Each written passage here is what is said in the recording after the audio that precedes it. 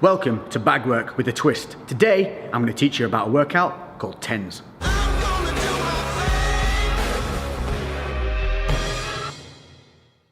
So what's up guys, and welcome to something a little bit different, and this is a heavy bag reps workout. Now what do I mean by that?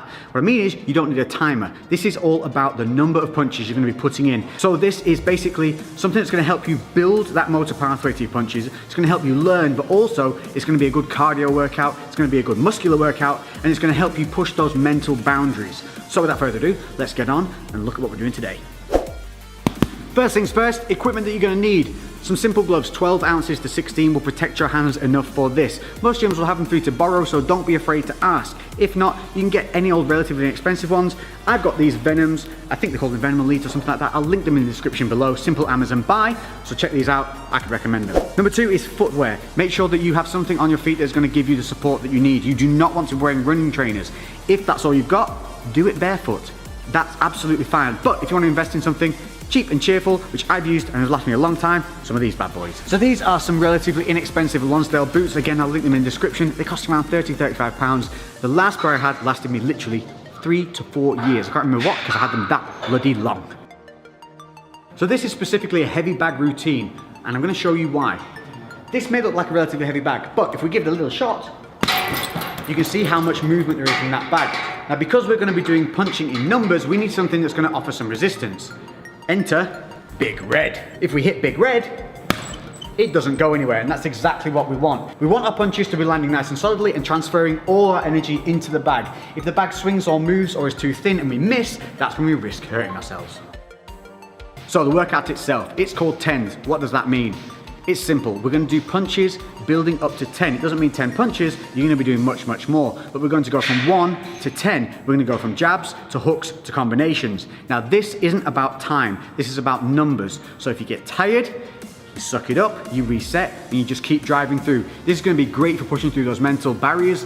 Often, the body can keep going, but the mind quits. This type of training will help you push through those mental barriers and let you know that the body can keep going even when you feel tired. Additionally, this is going to help you build those motor pathways for learning to throw those punches correctly, because this one, again, is not only about time, it's not about speed either. So, we're looking to get some good connections with the bag, we're looking to think about what we're doing with every punch, and we're looking to get better as time goes on. So the way TENS works is simply this, it's numbers of punches. We're going to start on the left side, then move to the right side, so each one is done individually. You're going to start with a single jab, then you're going to do 2 jabs, then 3, all the way up to 10. Then switching to the right side, we're going to start with the straight right, 1, all the way up to 10.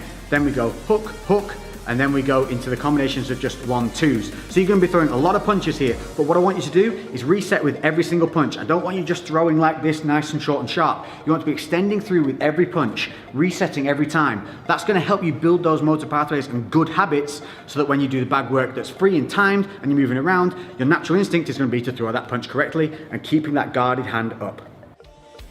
Now, if you're new to the bag work, or you just need a little bit of a reminder, I'm constantly reminding myself to do things, that's the only way we learn. Let's just start with the foot placement and how we should be throwing these punches. So, taking a look at the feet. Front foot wants to be planted, back foot wants to be slightly elevated. We're going to be rotating our hips through the punches, and we drive through that back foot. So we want to avoid is leaving the floor at any time. A lot of people have a tendency to jump whilst punching. So we want to stay planted, we're going to roll through. I'm right-handed, so my left side is my lead side. If you happen to be southpaw, obviously your right side would be your lead side, and that would be your lead leg. But for me, left leg is a lead leg. From here, I'm going to keep my hands up high, keeping my guard, and you can see my left shoulder is further forward than my right shoulder. So we're not standing square on. From here, what we're going to do is we're going to throw the punch out, we're going to roll the hips through, we're going to keep this right hand up, and then we're going to return back in a straight line to the chin. These are the mechanics that we want to start building in and making a good habit. So I'm making sure that I maintain my distance, because at this point I'm probably a little bit tired. So just making sure that distance stays and I'm not stepped in too close. At any point, if you do step in too close, just reset and stand back out. It should go something like this. 1, 2.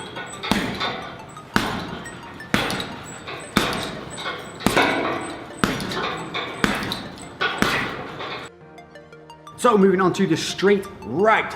This is a much bigger shot. So it's going to travel more distance, it's going to be a little bit slower. So again, don't try and go too quickly. We're going to keep that left side forward, not standing too square. we're gonna keep the left guard up this time, and we're gonna roll through with that big right punch, and then bring it back to the chin. So like I said, this is going to be slower, it has to travel further. I really want to roll my hips through, driving off that back leg. So, the right one, keeping that distance, making sure that you've got that range, coming through, bang, bringing that left hand up to guard. So as you come through, get in the habit of just popping that left hand up. So when we're throwing them in multiples, slow it down, make it count.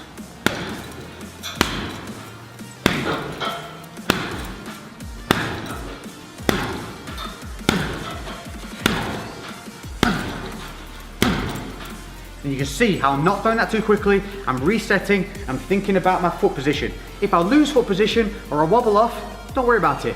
Just reset and start again. Hooks.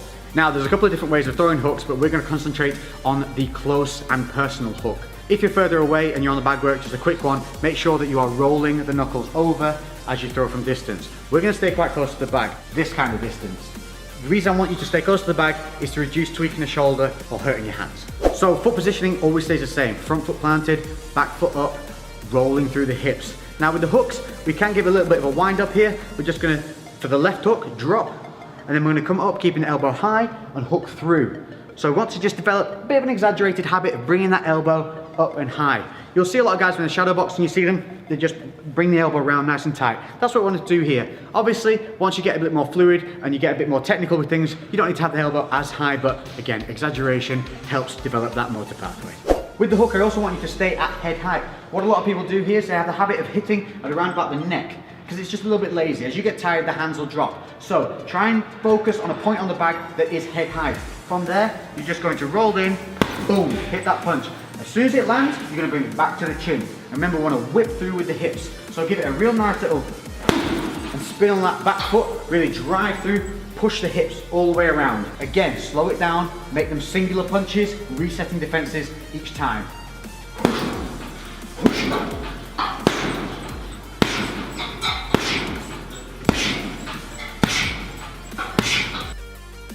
Now if you're like me, one of your hooks will feel more comfortable than the other. For me, my left hook's very natural, but the right hook seems to feel a little disconnected because it's traveling further. With the left hook, I tend to turn my hand over and really bring it in. With the right, I tend to like to punch up close with the hand like this rather than this. So I'll come in with the right hook like so. For me, it just connects better and it feels more natural. But if keeping the hand turned over feels good to you, that's going to help you keep the elbow up. So whichever way you do it, just think about remembering to keep that elbow nice and high, keeping the other side guarded, as always, to keep the elbow nice and high. Noticing as I throw the right, the left comes up to guard that counter punch side.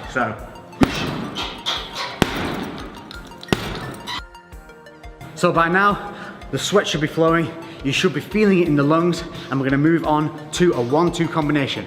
Nice and simple. So for this, you're gonna be doing one punch straight after the other. You're gonna be coming in with a jab, then rolling back through with the straight right.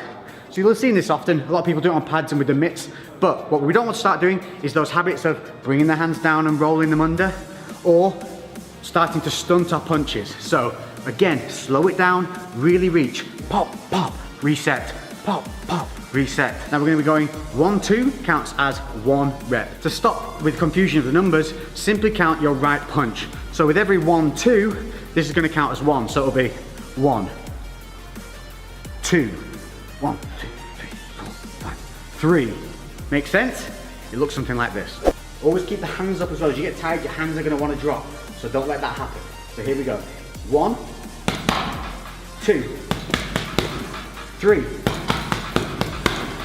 Always counting that right hand. So now when I get to 4, it's actually 8 punches. And I'm only going to count the right. 1, 2, 3, 4. So by the time you get up to 10, you're actually going to be doing 20 punches.